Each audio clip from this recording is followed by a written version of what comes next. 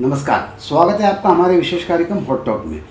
हमेशा की तरह मैं और मेरे सहयोगी राजा शर्मा जी, जो हॉटलाइन के एडिटर इन चीफ हैं, हम दोनों मौजूद हैं आपसे आज करंट विषय पर बात करने के लिए। राजा भाई, स्वागत है आपका। Sir, thank you sir. नमस्कार। राजा भाई, एक तरह से देखें तो टीम हेमंत खंडेलवाल की घोषणा हो गई है, टीम सुमित मिश्रा की भी घोषणा हो गई है जी। दोनों ही टीमों की घोषणा हो गई है, तो आप इसको किस परिप्रेक्ष्य में देख रहे हो, किस रूप में देख रहे हो? देखिए, मेरा बहुत स्पष्ट मानना है कि ये जो दोनों टीमें बनी हैं, भारतीय जनता पार्टी मध्य प्रदेश की टीम और भारतीय जनता पार्टी इंदौर नगर की टीम, ये दोनों टीमों का बहुत लंबे समय से इंतजार किया जा रहा था और मतलब सबकी नज़र लगी हुई थी कि कब टीम मध्य प्रदेश की घोषित होगी, कब टीम नगर इंदौर की घोषित होगी। अब देखिए, जैसे प्रदेश की टीम घोषित हुई, उसके 48 घंटे बाद भी नगर की टीम घोषित हो चुकी है। तो ये टीम घोषित होना तो एक चलिए प्रक्रिया का हिस्सा था। इनमें किन लोगों को स्थान मिला, ये बड़ा इंपॉर्टेंट फैक्टर है। सही कहा आपने जो कहा है, व्यक्ति विशेष या विधायक का या कैसा महत्व दिया गया है, ये जरूर बताइए। ये इंपॉर्टेंट फैक्टर है कि इसमें किन किन लोगों को कितना कितना स्थान मिला है। जी। तो देखिए, मध्य प्रदेश की राजनीति में जब आप जानना चाहते हो तो मध्य प्रदेश की राजनीति में आप उन चेहरों को इग्नोर नहीं कर सकते जो मध्य प्रदेश की राजनीति में रिलेवेंट हैं और प्रासंगिक हैं। शिवराज सिंह चौहान है, नरेंद्र सिंह तोमर है, ज्योतिरादित्य सिंधिया है, फिर संगठन के लोग हैं, संघ के लोग हैं, फिर कैलाश विजयवर्गीय है, सुमित्रा महाजन है। इन लोगों के मतलब इनकी आइडियोलॉजी, इनकी व्यक्तिगत आइडेंटिटी को आप इग्नोर नहीं कर सकते। जिन लोगों को ये लोग चाहते हैं उनमें से कितने लोगों को एकोमोडेट किया गया है, सवाल इस पे खड़ा होता है कि किन किन लोगों को इस लिस्ट में एकोमोडेट किया गया है। यदि अपन 25 लोगों का नाम देखते हैं प्रदेश की जो बॉडी है, तो उसमें मुझे लगता है कि सिंधिया के 2 लोगों को एडजस्ट किया गया है, शिवराज सिंह चौहान के 2 लोगों को, 3 लोगों को एडजस्ट किया गया है, नरेंद्र सिंह तोमर के 2-3 लोगों को लिया गया है। और यदि आप इनकी बात करोगे, आप संगठन महामंत्री, उनका सबसे ज़्यादा इसमें जोर चला है। संघ और संगठन के जो लोग हैं, मुझे लगता है कि हितानंद शर्मा जी का सबसे ज़्यादा कार्ड चला है, तो हितानंद शर्मा जी का चला है। यदि मैं मतलब चेहरों के आधार पर गिनती करूँ और उनके ऊपर उंगली रखूँ, तो 12 से 14 नाम ऐसे हैं जिन पे ऐसा माना जाता है कि इन पे विशेष कृपा रही है हितानंद शर्मा जी की। उसमें संघ भी है, संगठन भी है, अन्य लोग भी हैं, लेकिन हितानंद शर्मा जी के मतलब फेस वैल्यू के आधार पे, जैसे फॉर एग्जांपल अपन बात करें कि इंदौर के गौरव की बात करें, तो गौरव रणदिवे का सबसे ज़्यादा वीटो इस्तेमाल किया तो हितानंद जी ने किया है। बिल्कुल सही। और डॉक्टर निशांत खरे की बात करें तो निशांत खरे के मामले में संघ प्लस शिवराज सिंह चौहान, ये दोनों बड़ा फैक्टर है। सांवेर के चेहरे की बात करें तो मोर और लेस देखा जाए तो उसमें एक तुलसी सिलावट का भी रिकमेंडेशन माना जाएगा। और इंदौर जिले का मामला है तो उसमें एक सांवेर से चेहरा लिया गया है। आप यदि ग्वालियर क्षेत्र की बात करें तो सिंधिया के 2 लोगों को स्थान दिया गया है। तो ऐसा मेरा मानना है, इसको एक इक्वेशनली बैलेंस करने की कोशिश की है हेमंत खंडेलवाल ने। जो छत्रप हैं, छत्रपों को नाराज़ न करते हुए सबको एकोमोडेट किया जाए और उनके लोगों को साथ लेके इस पूरी टीम हेमंत खंडेलवाल या टीम बीजेपी की बात कर रहे हैं, उसकी ताना बाना बुना गया है। इंदौर में कल टीम सुमित मिश्रा का भी ऐलान हुआ है और उसमें तमाम सारे लोगों को प्रतिनिधित्व दिया गया है। तो इसका अगर हम आकलन करने की बात करें तो किस रूप में देखते हैं इसको? देखिए, इस टीम को फौरी तौर पर नज़र पर देखो तो ऐसा लगता है कि 3 नंबर विधानसभा का सबसे ज़्यादा इसके अंदर चेहरे आए हैं, ऐसा मुझे लगता है। बाकी 2 जो विधानसभा, जितने भी विधानसभा में 1-1, 2-2 सबके नाम हैं ही, लेकिन 3 नंबर विधानसभा का इसमें मुझे सबसे ज़्यादा इन्फ्लुएंस दिख रहा है इस पूरी लिस्ट के अंदर। तो मैं इसको इस नज़रिए से देखता हूँ कि 3 नंबर विधानसभा में, चूँकि नगर अध्यक्ष जी खुद 3 नंबर विधानसभा के रहने वाले हैं और आने वाले समय में उनकी विधानसभा चुनाव लड़ने की एक मंशा है, उस पर नज़र है, वो भी 3 नंबर से। हालांकि अभी गोलू शुक्ला भारतीय जनता पार्टी के विधायक है, उनका टिकट कंटिन्यू होता है, कटता है, ये बहुत बाद का विषय है।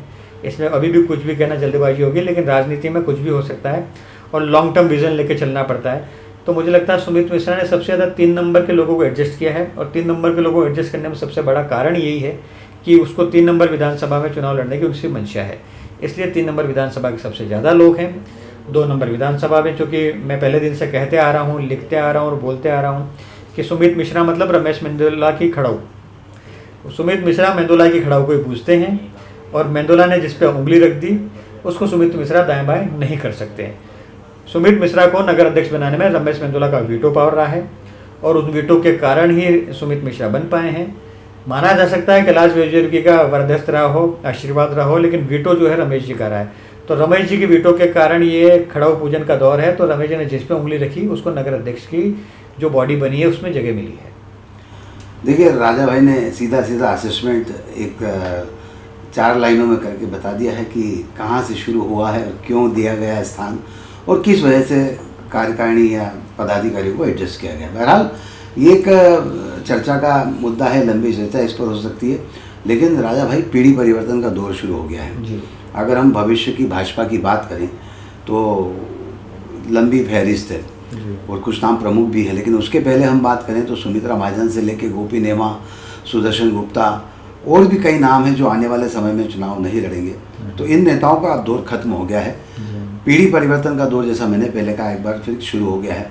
उस पीढ़ी परिवर्तन के दौर में तमाम सारे नाम हैं, चाहे वो महापौर पुष्यमती भार्गव हो, गोलू शुक्ला हो, या फिर एकलव्य सिंह गौड़ हो, गौरव रणदीवे हैं, सावंत सोनकर हैं, टीनू जैन हैं, ऐसे तमाम सारे नाम यहाँ पर मौजूद हैं। तो इस पीढ़ी परिवर्तन के दौर को किस रूप में देखते हैं और जो मैंने नाम लिए हैं आपसे, इनको आप क्या मानते हैं? नहीं, आपने बहुत अच्छी बात कही है, आज बहुत अच्छा पॉलिटिकल असेसमेंट है आपका कि अब इंदौर की राजनीति में पीढ़ी परिवर्तन का दौर शुरू हो चुका है और हम वो पिछले 2023 के चुनाव से भी इसके बीजारोपण देख पा रहे हैं कि, और ख़ास तौर से बात करें तो महापौर का जब टिकट हुआ वो एक अपने आप के अंदर एक पीढ़ी परिवर्तन का सबसे बड़ा इंडिकेटर के रूप में खड़ा हुआ है कि एकदम नया चेहरा, नया नाम, जो मतलब पॉलिटिकली एक्टिव नहीं थे, वो हाई कोर्ट में सेवाएं दे रहे थे, अचानक उनको प्रदेश में का सबसे बड़ा शहर और सबसे वाइब्रेंट शहर इंदौर जैसे शहर का महापौर बनाने के लिए पुष्यमित्र भार्गव को पार्टी ने चांस लिया, चॉइस थी। वैसे भी गौरव रणदीवे की यदि आप बात करोगे तो गौरव रणदीवे जो है कोई नया नाम नहीं है, उसका भी एक लंबा करियर रहा है। अखिल भारतीय विद्यार्थी परिषद के ज़माने से गौरव ने काफ़ी पॉलिटिकल अपनी आइडेंटिटी के लिए काफ़ी स्ट्रगल किया है और काफ़ी एक्टिव रहा है। और गौरव ने नगर अध्यक्ष बनने के बाद मुझे लगता है कि यदि मैं बात करूं कि मैं 25 साल से अनेक नगर अध्यक्षों को देख चुका हूं, मुझे लगा कि गौरव रणदीवे का नगर अध्यक्ष का टर्म मुझे सबसे ज़्यादा एक रिमार्केबल लगता है सर। मतलब इसलिए कि उस पीरियड में 2 लोकसभा और विधानसभा के चुनाव भी आते हैं और बाई इलेक्शंस भी होते हैं, तो 3 चुनाव के अंदर गौरव का परफॉर्मेंस जो है आउटस्टैंडिंग रहा। बाई इलेक्शन इसलिए कह रहा हूँ कि जब सरकार गिर गई थी कोविड के बाद, कमलनाथ जी की सरकार गई, तो उस समय जब बाई इलेक्शंस के इंदौर का भी एक इलेक्शन सांवेर का बन रहा था, ठीक है, तो गौरव का परफॉर्मेंस मुझे ठीक लगा। तो एक आपने कहा पीढ़ी परिवर्तन में इसका भी एक अच्छा, मतलब देखा जाए तो अच्छा फेस वैल्यू है, एनर्जेटिक लड़का है। फिर आपने सावंत सोनकर की बात की, तो प्रकाश सोनकर के परिवार से सावंत सोनकर की एक लेगेसी काम कर रही है और उसका भी अपना एक पॉलिटिकल पोजीशन है, उसको भी आप इग्नोर नहीं कर सकते। एकलव्य गौड़ की आपने बात की, तो एकलव्य गौड़ भी आप देखिए, चूँकि लखन दादा के पुत्र हैं और मालिनी गौड़ के पुत्र हैं, तो एक गौड़ सरनेम होने की आइडेंटिटी तो बनती है, उसका वैल्यू एडिशन एडवांटेज मिल जाता है।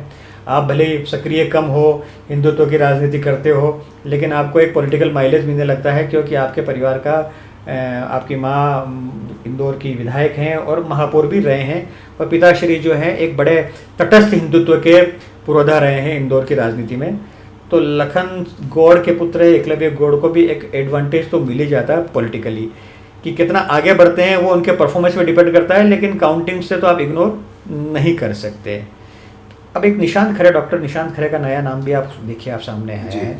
निशांत खरे को भी प्रदेश में उपाध्यक्ष बना गया है। निशांत खरे को हम कोविड के पहले तो नहीं जानते थे, मैं मेरी बात कर रहा हूँ, कोविड के पहले तो मैं नहीं जानता था डॉक्टर निशांत खरे कौन है। संघ में हुआ करते थे, संघ से फिर भारतीय जनता पार्टी में आए और ट्राइबल सीटों पे उन्होंने अच्छा काम शुरू किया। तो अब देखिए, ट्राइबल पे निशांत खरे ने एक लंबा स्टडी किया और अनेक क्षेत्रों में जाके, चाहे वो अन्य राज्य भी हो, मध्य प्रदेश के चुनाव में भी ट्राइबल सीटों की अच्छा ज्ञान, अच्छी इक्वेशन जितना मुझे लगता है निशांत जी को है, शायद किसी अन्य राजनेताओं का नहीं होगा, ऐसा मेरा व्यक्तिगत मानना है।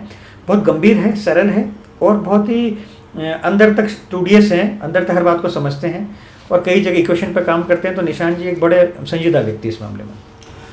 2 नाम पर और बात करना चाहूँगा, दीपक जैन टीनू और पुष्यमित्र भार्गव। ये भी भविष्य के हिसाब से देखा जाए तो आने वाली पीढ़ी के नेतृत्वकर्ता हो सकते हैं। जी देखिए, पुष्यमित्र भार्गव तो अब आइडेंटिटी क्राइसिस उनकी रही नहीं है। मैं जैसा कि मैंने कहा कि पीढ़ी परिवर्तन के दौर का शुरुआत जो है, श्री गणेश भी कह सकते हो, तो आकाश विजयवर्गीय को जब टिकट मिला था 3 नंबर विधानसभा से, तब से हो चुका था कि आकाश विजयवर्गीय जब इंदौर से विधायक बने तो एक माना जा रहा था। देखिए, 2 अलग अलग बातें हैं, उसको आप इग्नोर नहीं कर सकता। नेता पुत्र होने का एडवांटेज घर बैठे मिलता है, फिर वो चाहे कैलाश विजयवर्गीय के पुत्र हो, चाहे मालिनी गौड़ के पुत्र हो। जहाँ आपके पास सरनेम गौड़ और विजयवर्गीय जुड़ जाता है तो उसका घर बैठे एडवांटेज तो आपको मिल ही जाता है। ऊपर दिल्ली से लेकर भोपाल तक कवायद शुरू हो जाती है कि हमारे बच्चे को कैसे एडजस्ट किया जाए। तो उसी श्रेणी के अंदर आकाश विजयवर्गीय को भी उस समय एडजस्ट किया गया था। पर चूंकि आकाश विजयवर्गीय महू में मेहनत कर रहे थे उस पीरियड के अंदर, तो उनको लगा कि पॉलिटिकली ये बच्चा ठीक है, इस हिसाब से इंदौर 3 नंबर विधानसभा से उसको टिकट मिला और आकाश जीत के भी उसने बहुत अच्छा काम भी किया। आकाश ने एक अच्छी टीम भी खड़ी करी, युवाओं की अच्छी टीम खड़ी करी। और मुझे लगता है आज 3 नंबर विधानसभा में आप सर्वे कर लो गोलू शुक्ला के पहले, तो व्यक्ति ये कहेगा नहीं आकाश ने अच्छा काम किया। एक तो सौम्य चेहरा है, सरल है, विनम्र है, और कैलाश जी का पुत्र होने के कारण उसमें कई गुण तो है जो खानदानी गुण होते हैं, वो तो उसमें देखने को मिलते ही है। ठीक है, तो सबसे बड़ी बात है आकाश विजयवर्गीय उस समय जब आ गए वो भी पीढ़ी परिवर्तन का दौर था। फिर अब हम पुष्पमित्र की बात करते हैं तो महापौर रह लिए हैं इंदौर के। तो महापौर मतलब एक लोकसभा से भी बड़ा ओहदा माना जाता है क्योंकि प्रथम नागरिक होने के कारण। तो मुझे लगता है पुष्पमित्र भार्गव एक एनर्जेटिक हैं, प्लस टैलेंटेड है, एजुकेटेड हैं, यंग हैं, उसका एडवांटेज भी आपकी पर्सनैलिटी को तो मिलता ही है। ये मैं पर्सनैलिटी की बात कर रहा हूँ। पर्सनैलिटी और परफॉर्मेंस में फ़र्क होता है, ध्यान रखिएगा आप कि आप कितना अच्छा परफॉर्म कर पाते हो। ये डिपेंड करता है आपके ऊपर, आपकी पॉलिटिकल स्किल के ऊपर। आप कितने लोगों से बुराई मोल लेने में क्षमता रखते हो, कितना आपका गवर्नेंस पे होल्ड है, कितना आप विषयों को समझते हो, और कितना आप किसी बात पर तटस्थ रहते हो। ये डिपेंड करता है आपकी पर्सनैलिटी पे। आप नेता हो ये अलग पार्ट है, पर्सनैलिटी पे डिपेंड करता है कि आप कितना आउटस्टैंडिंग हो। तो महापौर जी के साथ भी एडवांटेज है कि महापौर खुद इतने बड़े शहर के प्रथम नागरिक की भूमिका में है, तो उनका पॉलिटिकल करियर भी स्टार्ट हुआ है। अभी आपने दीपक जैन टीनू की बात करी, एक बहुत ही सौम्य सरल चेहरा है, बहुत ही जिसको कहते हैं ना, बहुत मतलब जिसको कहते हैं एक बहुत ही इजी गोइंग, बहुत ही उसको कहते हैं ना एक कैसे समझाऊँ आपको कि दीपक का सबसे बड़ी क्वालिटी एक तो बहुत सौम्य है और बहुत हम्बल है। तो दीपक के साथ सबसे बड़ा एडवांटेज बहुत हम्बल है, विनम्र है वो लड़का। तो जब विनम्रता आपके अंदर होती है ना, तो कई चीज़ें आपको लोगों को कनेक्ट करने के अंदर बहुत इजी गोइंग हो जाता है। प्लस कोई न्यूसेंस नहीं है उस लड़के की। इतने समय से पॉलिटिक्स में हम उसको देख रहे हैं, कोई न्यूसेंस नहीं है। जब न्यूसेंस नहीं होती है तो जिसकी, तो अपने आप उसके मार्क्स बढ़ने लगते हैं। मीडिया का काम भी उन्होंने इंदौर जैसी मीडिया के साथ देखा, प्रदेश की बॉडी में भी रहे हैं, लोकसभा में कोऑर्डिनेशन कमेटी में भी रहे हैं, और उनके भोपाल में अच्छा अपने आप में संबंध है, दिल्ली में भी कई अच्छे संपर्क हैं। तो ये भी पीढ़ी परिवर्तन में दीपक जैन टीनू को आप इग्नोर नहीं कर सकते, चाहे वो 1 नंबर विधानसभा से कंटेस्टेंट माने या अन्य विधानसभा में माने। अभी निगम मंडलों की भी नियुक्तियां होनी है, तो ये देखा जा सकता है किसको कौन से चेहरे को एडजस्ट किया जा सकता है। एक नाम आपको मैं और ऐड करता हूँ उसके अंदर, नानूराम कुमावत। नानूराम कुमावत भी शहर का एक पॉलिटिकल बड़ा फिगर है। उसको आप ओबीसी कास्ट के कारण भी उसको आप इग्नोर नहीं कर सकते, वो एक बड़ा चेहरा है।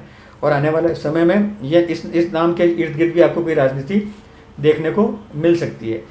आप शायद एक चीज़ भूल रहे हैं, वो आपको उसको जिक्र करना चाहिए कि मतलब ये जो मध्य प्रदेश की राजनीति या इंदौर की राजनीति में जो परिवर्तन का दौर चल रहा है, उस पीढ़ी परिवर्तन के दौर के अंदर आप 1980 के दशक के जो राजनेता थे, वो मोर और लेस 2025 चल रहा है, तो 45 साल की राजनीति हो जाती है।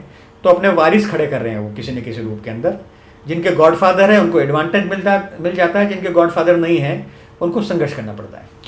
गोलू शुक्ला वर्तमान में विधायक भी हैं जी, और भविष्य के हिसाब से पहला टर्म है विधायक का, तो आने वाले समय में भी वे पार्टी का नेतृत्व करेंगे और इसी तरह मुझे लगता है कि युवाओं की टीमें आगे बढ़ती रहेंगी। देखिए, गोलू शुक्ला मतलब पार्षद का चुनाव भी लड़े थे और उस टाइम चाहे चुनाव हार गए थे, जो मेरी जानकारी में, ठीक है। और विधानसभा का टिकट उनको 3 नंबर से मिला, 1 नंबर विधानसभा के रहने वाले हैं, 3 नंबर से टिकट मिला, ये सबके लिए आश्चर्यजनक था ही।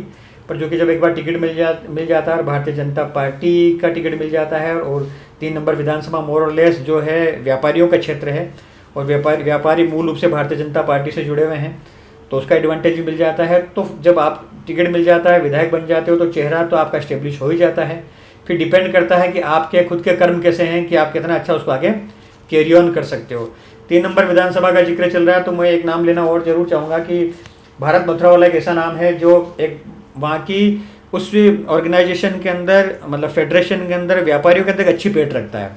और यदि आप 3 नंबर विधानसभा में जाओगे तो उस व्यक्ति की अपने होल्ड हैं, और चाहे वो दूध संघ के माध्यम से हो, चाहे व्यापारी संगठन के माध्यम से हो, वो एक अच्छा नाम है जिसकी भारतीय जनता पार्टी को व्यापारी एंगल से बड़ी मदद मिलती है। पीढ़ी परिवर्तन के दौर के तमाम सारे नेताओं को लेकर हमने बातचीत की है, और मुझे लगता है कि ये जो नेता हैं भविष्य के भाजपा के नेता हैं। इंदौर में प्रदेश की राजनीति और शहर की राजनीति में जो संगठन में नियुक्तियां हुई उसको लेकर भी हमने अच्छी बात की है। राजा भाई, लेकिन एक विवाद जो अभी नगर निगम और अधिकारियों के बीच, नगर निगम के नेताओं, शहर के नेताओं और अधिकारियों के बीच हुआ, वो थोड़ा सा कुछ अजीब सा ही लग रहा है। क्या कहते हैं इसको लेकर? नहीं, अजीब नहीं है। इसमें सीधी सीधी बात यह है कि मुझे लगता है कि मैं पहले भी कह चुका हूँ, लिख भी चुका हूँ, फिर रिपीट कर रहा हूँ आपके सामने कि नगर निगम आयुक्त महोदय जो इंदौर में आए हैं, ये मुख्यमंत्री डॉक्टर मोहन यादव के विशेष कृपा पात्र स्नेही पात्र हैं। तो उनको थोड़ी ये गलतफहमी रही होगी शुरुआती दिनों में कि मैं जैसे पहले एक्स जगह डीएम था, तो डीएम की श्रेणी में मैं यहाँ निगम आयुक्त की भूमिका में काम करूँ। तो डीएम में आपको आदेश केवल जारी करने होते हैं, उसका पालन नीचे के लोगों को, एडमिनिस्ट्रेटिव लोगों को करना होता है। कॉरपोरेशन एक डिफरेंट यूनिट है। कॉरपोरेशन में आपके 85 पार्षद इस शहर में हैं, वो अपने अपने क्षेत्र के जनप्रतिनिधि होते हैं। उनको यदि आप कॉन्फिडेंस में नहीं लेते हो तो फिर आप ये मान के चलिए, हालांकि उन्होंने महापौर को भी कॉन्फिडेंस में नहीं लिया, इसी के कारण तो फिर ये इतना विवाद हुआ। मुझे पहली बार ऐसा सुनने में आ रहा है, देखने में आ रहा है कि परिषद के लोग, परिषद के सदस्य थाने में बैठ रहे हैं और नगर निगम आयुक्त के खिलाफ एफआईआर हो। भारतीय जनता पार्टी की सरकार, भारतीय जनता पार्टी का एडमिनिस्ट्रेशन, भारतीय जनता पार्टी की परिषद, भारतीय जनता पार्टी का महापौर, भारतीय जनता पार्टी के अर्बन डेवलपमेंट मिनिस्टर, और सारी रात हंगामा चलता है। ये सामान्य बात है क्या किसी निगम आयुक्त और उसकी पूरी टीम को लेकर? तो एक कोऑर्डिनेशन की कमी थी। कोऑर्डिनेशन की कमी होने के कारण महापौर ने मोर्चा खोला, जनप्रतिनिधियों ने मोर्चा खोला, और फिर बात थाने पे लगी रही। थाने सारी रात दोनों खिलाफ एफआईआर हुई, निगम के अफसरों के खिलाफ हुई, निगम के अफसरों ने जनप्रतिनिधियों के खिलाफ एफआईआर कराई। तो सामान्य बात नहीं है ये। इंदौर में जो कुछ हुआ है ये कोई सामान्य घटनाक्रम नहीं है, लेक ऑफ कोऑर्डिनेशन की कमी है ये, और उसके लिए दोनों पक्ष जिम्मेदार हैं, चाहे वो महापौर की टीम हो या निगम आयुक्त की टीम हो, कि इनमें सही कोऑर्डिनेशन क्यों नहीं है, सामंजस्य क्यों नहीं है कि इस लेवल पे आपके थाने घेरने पड़े। ये बात बिल्कुल सही है कि अगर शहर में अधिकारियों और नेताओं के बीच तालमेल नहीं होगा तो उसका खामियाजा आम जनता को भुगतना पड़ेगा। हमने तमाम सारे मुद्दों पर बात की है और उम्मीद है कि आपको हमारा कार्यक्रम पसंद आया होगा।